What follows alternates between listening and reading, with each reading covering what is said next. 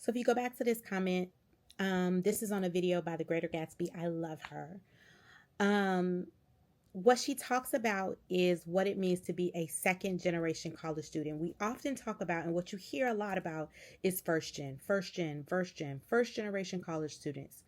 Well, to be very honest, I am a second generation college student, and I will tell you that what I don't think people talk about enough is what it means to be a second generation college student, because the goalpost has changed so much from when your parents were in school to then when you go to school. And now my daughter, who is a third generation college student, the goalpost has moved even further, right? So I will give you a prime example. My daughter is actually today a third gen college student on the same campus my dad and I were, right?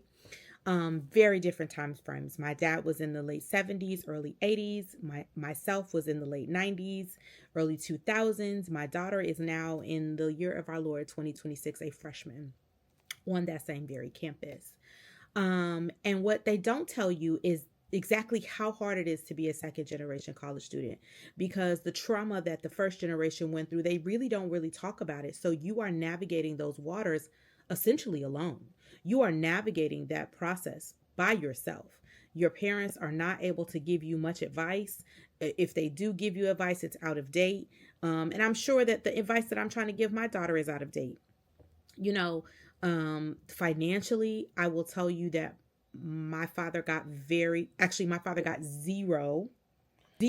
assistance to be able to attend college. And so therefore I got less than zero. I got minimum money to attend college. Now I am able to help my daughter with college, but it doesn't mean that I have closed any sort of wealth gap. It just means that I actually make too much for her to get any sort of financial aid. She has gotten a really good scholarship and some other state grants and funding elsewhere. So not privatized, but there are some really good math to make this car go.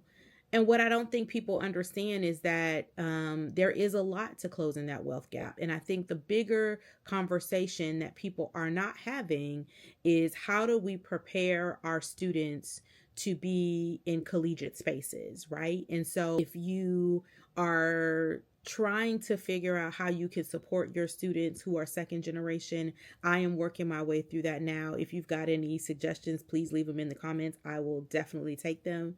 But the one thing is that I don't think my daughter realizes just how free she is, because I had to work, because it was literally hand to mouth, right? So like if I did not work, I was not the person who was going to reap the benefits of that. I think so many people assumed that my father paid for college because he is technically a successful man. However, it was your girl humping and grinding, making it happen, moving and shaking, baking and bridging the gaps. So I think it is a conversation we need to have more, because I think what is so assumed about who and what we are is laughable at best. I hope that helps.